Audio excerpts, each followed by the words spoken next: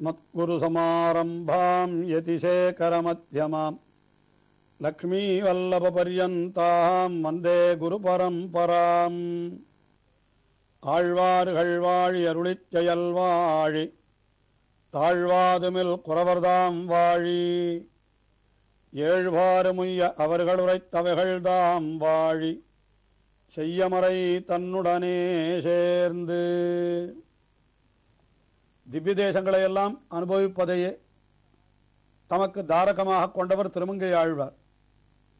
அவர் எம்பெருமானிடத்திலே திருமந்திர உபதேசம் பெற்றவுடனே பாசுரங்களை அருளி செய்ய தொடங்கின பொழுது முதல் 10 பாசுரங்களாலே தாம் எம்பெருமானிடத்திலிருந்து பெற்ற அந்த திருமந்திரத்தினுடைய அர்த்தத்தை 10 பாசுரங்களாலே அருளி செய்தார்.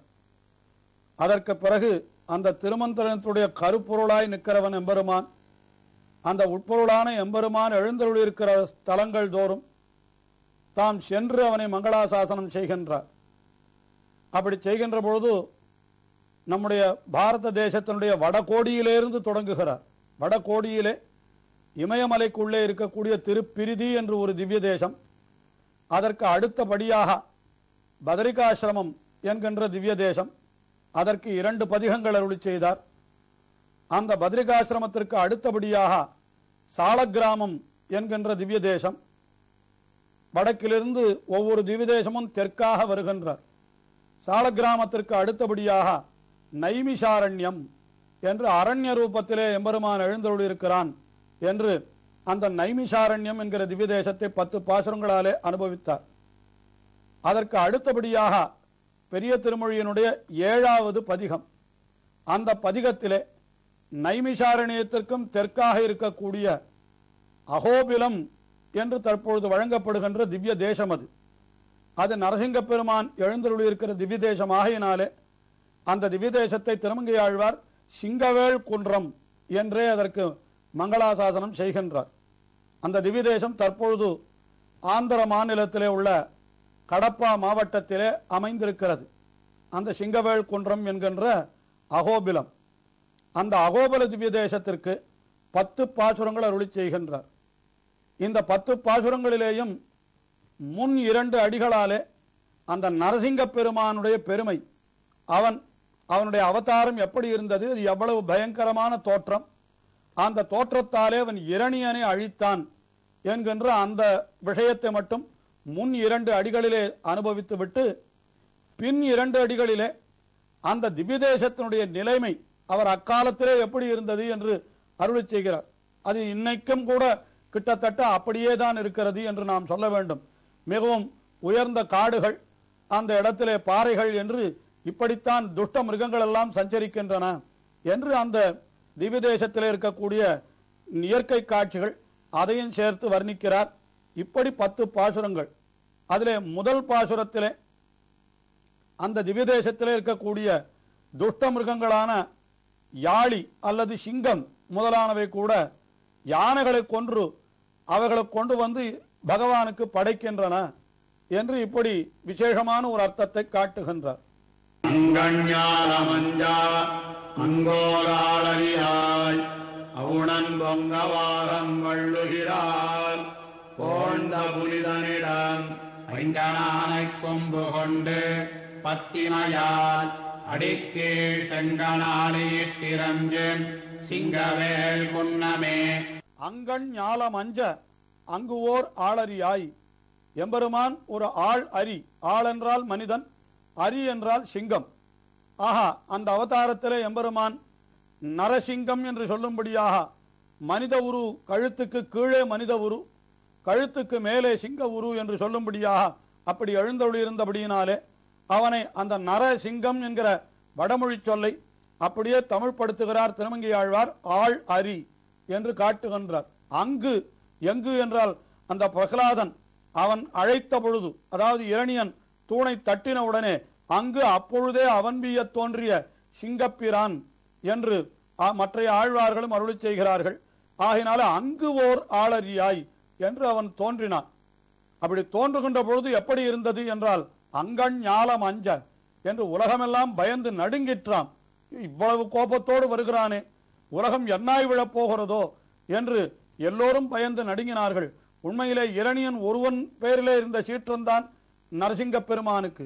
ஆனால் அந்த சீற்றத்தை கண்டு உலகில் உள்ளோர் எல்லோருமே பயந்து விட்டார்கள் என்று சொல்லுகிறார் ஆழ்வார். அங்கஞாலம் அஞ்ச அங்கு ஓர் ஆளறியாய். அப்படி எழுந்தவுடனே அவுணன் பொங்கா, என்னால் அசுரனான ஹிரண்யன் அவன் அப்படி பொங்கி எழுந்து வந்தான். உடனே என்ன செய்தான் எம்பெருமான்? அவனுடைய ஆகம் வள்ளுகிறால் பொழுந்த என்று அவனுடைய ஆகத்தை வள்ளுகிறாலே, அவனுடைய மார்பை வள்ளுகிறாலே தன்னுடைய கூரிய நகங்களாலே அப்படி பிளந்து விட்டான். ஆகம் வள்ளுகிறால் பொழுந்த. அப்படி அழித்தாலும் கூட அவன் புனிதன். ஏனென்றால் துஷ்டனைத்தான் அழிக்கிறானே தவிர அந்த நல்லவனான பிரகலாதனை காப்பதற்காகத்தான் இந்த காரியத்தை செய்தானே. ஆகையினால் அவன் புனிதன் என்று. அப்படி ஆகம் வள்ளுகிறால் பொழுந்த புனிதன். புனிதனுடைய இடம் அது எது என்றால் அதுதான் சிங்கவேள் குன்றம். அது எப்படி இருக்கிறது என்றால் பைங்கண் ஆனை கொம்பு கொண்டு. அங்கே இருக்கக்கூடிய ஆளி, ஆளி என்பது யாழி என்கிற மிருகத்தையும் குறிக்கலாம் அல்லது சிங்கத்தையும் சொல்லலாம். அது என்ன செய்கிறது என்றால் யானை கொம்பு கொண்டு என்று ஆனைகளை வதம் செய்துவிட்டு அதனுடைய தந்தங்களை கொண்டு வந்து அந்த எம்பெருமானிடத்திலே சமர்ப்பிக்கின்றனவாம்.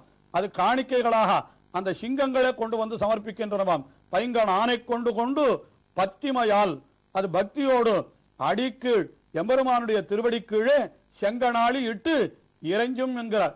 ஆஹா, அந்த நரசிங்க பெருமான் யானை போல எதிர்த்து வந்த, மத யானை போல எதிர்த்து வந்த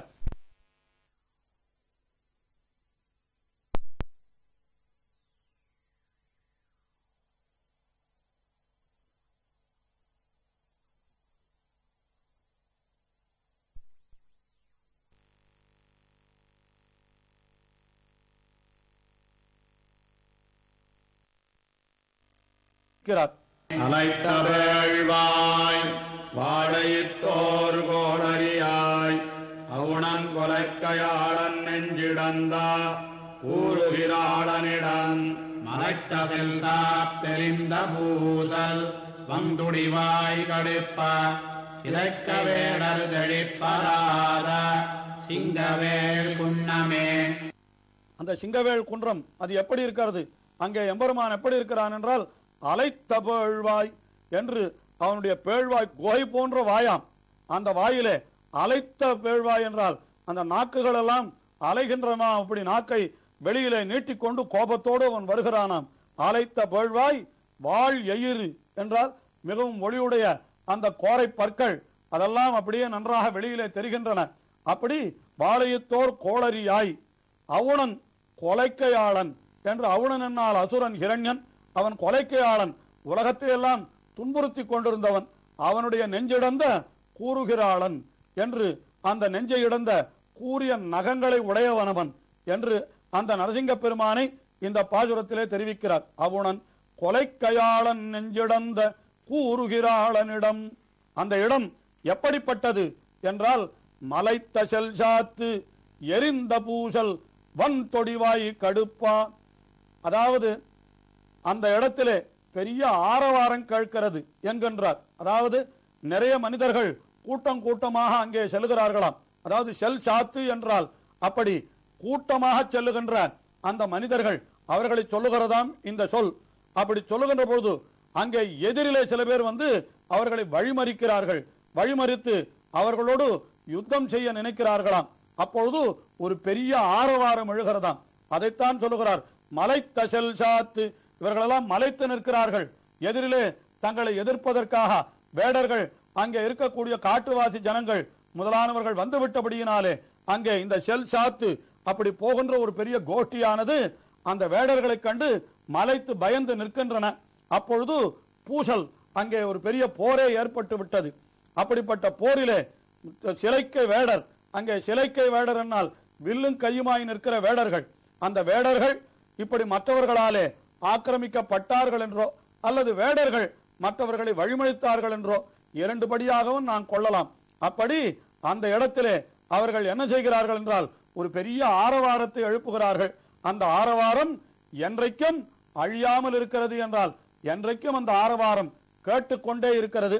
அப்படிப்பட்ட திவ்ய தேசம் மலைத்த செல்சாத்து எரிந்த பூசல். அந்த இடத்திலே வன் தொடிவாய் என்னால் அவர்கள் அந்த பறைகள் முதலானவர்களை அடிக்கிறார்களாம். அதனாலே ஒரு பெரிய ஒலி பேரொலி எழுகிறதாம் அந்த சிங்கவேல் குன்றம் என்கிற அந்த காட்டு பகுதியில். அதாவது அந்த சிங்கவேல் குன்றம் என்பது மிகவும் காடாயே இருக்கிறது. அங்கே காட்டுவாசிகளான வேடர்கள் தான் மிகவும் அதிகமாக இருக்கிறார்கள். இன்னும் சொல்ல போனால் அங்கே நரசிங்க பெருமானுக்கு கூட ஒரு காட்டுவாசி பெண் அவளையே அவளுக்கு கல்யாணம் பண்ணி கொடுத்ததாகவும், இன்றைக்கும் கூட அவள் செஞ்சுலட்சுமி என்கிற பெயரோடு அவருக்கு பத்தினியாக வீத்திருப்பதாகவும் அங்கே இருப்பவர்கள் சொல்லுகிறார்கள். ஆயினாலே அப்படிப்பட்ட அந்த நரசிங்கனை, இந்த நரசிங்க கஷேத்திரம் என்கிறது இப்பொழுதும் அகோபிலம் என்கிற கஷேத்திரத்துக்கு சென்றோமானால் அங்கே 9 இடங்களிலே நரசிங்க பெருமானுக்கு கோயில் அமைந்திருக்கிறது. நவ நரசிம்மர்கள் என்றே சொல்லுவார்கள். அப்படிப்பட்ட ஒவ்வொரு நரசிம்மனையும் ஒரு பாசுரத்திலே இப்படி வர்ணிக்கிறார் இவர் திருமங்கை ஆழ்வார் என்று கூட நாம் கொள்ளலாம். அப்படி கொள்ளுகிற பொழுது முதலிலே அந்த அலைத்த பேழ்வாய் என்று சொன்னால் அது குகையிலே இருக்கிற நரசிம்மன் என்று, அகோபிலம் என்று சொல்லப்படுகின்ற இடத்திலே இருக்கிற நரசிம்மன் என்று நாம் அப்படி கொள்ளலாம். அதற்கு மேலே அந்த முதல் பாசுரத்திலே அந்த எம்பெருமானை சொல்லுகின்ற பொழுது அவன் எப்படி சொன்னார் என்றால், அந்த போழ்ந்த புனிதன் என்று சொன்னபடியினாலே பாவன நரசிம்மர் என்று அங்கே இருக்கக்கூடிய அந்த புனிதமான, மிகவும் எல்லாரையும் புனிதமாக ஆக்கக்கூடியவரான அந்த நரசிம்மரை சொல்லுகிறார் என்று கூட நாம் கொள்ளும்படியாக இங்கே பாசுரங்கள் அமைந்திருக்கின்றன. இப்படி அந்த இடத்திலே துஷ்ட மிருகங்களான சிங்கங்கள் யானையை கொன்று வருகின்றன. வேடர்கள் மற்ற மனிதர்களை அச்சுறுத்துகிறார்கள். அப்படிப்பட்டதான மிகவும் காட்டு பகுதியில் இருக்கக்கூடிய சிங்கவேல் குன்றத்திலே அந்த எம்பெருமான் நரசிங்க பெருமான் எழுந்தொழியிருக்கிறான் என்று அருளி செய்கின்றார். அவனை சென்று தொழுவோம் வாருங்கள் என்று கூட இவர் அழைக்கவில்லை. ஏனென்றால் அங்கே சென்று தொழுவது கூட மிகவும் அரிது. ஆகையினாலே அந்த எம்பெருமான் எழுந்தொழியிருக்கிற இடம் சிங்கவேல் குன்றம் என்று சொல்லி இப்படி அனுபவத்தை செய்கிறார். அனுபவம் தொடர்கிறது. இன்னமும் தொடர்ந்து அனுபவிப்போம். திருமங்கை ஆழ்வார் திருவடிகளே சரணம்.